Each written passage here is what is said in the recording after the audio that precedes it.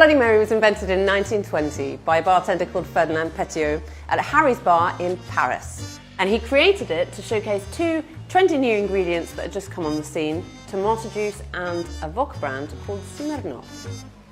The original recipe was made with equal parts tomato juice and vodka, and it was only later on when Ferdinand moved to New York that he refined it into the recipe we know today.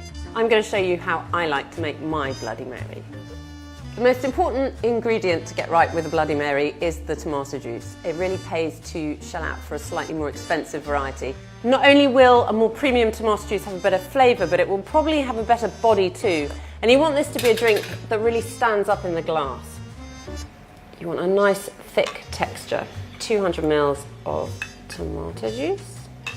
So now that we've got the foundation of our Bloody Mary, we want to think about seasoning. And you want the Bloody Mary to be a real flavour bomb. It should be packed with umami. Now, tomato has lots of umami in it. Worcester sauce does as well. Celery salt. And the magic ingredient for any Bloody Mary, sherry. You can use a Fino or an Amontillado. Some people use cream sherry, but I like it dry. So I'm going to use 20 ml here of Fino. Next, you want to add your vodka. I don't actually think it matters that much what you use, but given the choice, I would probably go for an Eastern European vodka. I might go for something like Vestal or Belvedere or Vibrova. 50 ml of that. A couple of pinches of celery salt as well.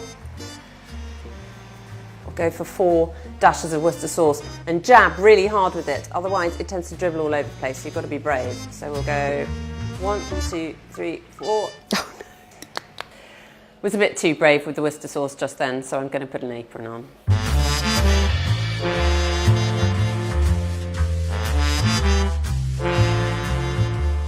So the next thing we want is just a wedge of lemon that really gets all the flavours on their toes. A good grind of pepper. And now we're ready to chill the drink down. If you've got time, you can put it in the fridge. But what you don't want to do is shake it, because shaking makes the tomato juice separate and you end up with a Bloody Mary that's all watery and horrible. So it's better to use a technique known as rolling, which is a little bit gentler. What you need to do is take your tin from the shaker, fill it with ice.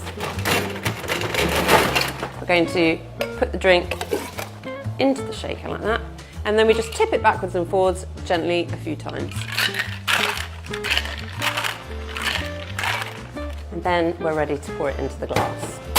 Like most cocktails, the Bloody Mary is better if you serve it in a frozen glass. Now, when it comes to the garnish, I think it's nice if a Bloody Mary can be served with a few little bits that people can use to tweak the drink to their taste. And one nice way you can do that is to give the glass a little bit of a rim of seasoning around the top. Put a little bit of your seasoning of choice on a dish. It could be paprika or smoked salt. And now we're ready to pour the drink.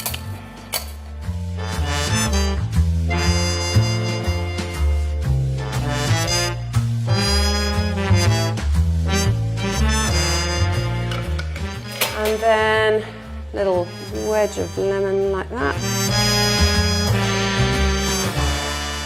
The all-important celery stick.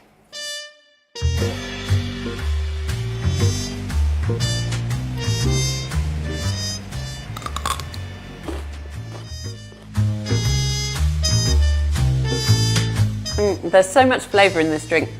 Really, to have it with a hangover would be a waste.